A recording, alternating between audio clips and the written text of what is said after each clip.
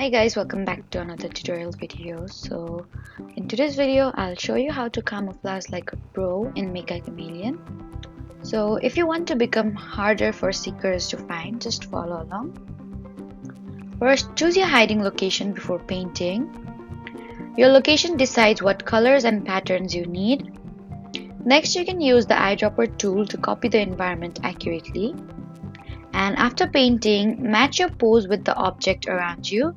And you need to avoid looking like a character standing next to an object. Instead, you can try to look like you are the part of the object. And you should also avoid common hiding spots because experienced seekers check them first. And stay still and avoid making movements that reveal your positions.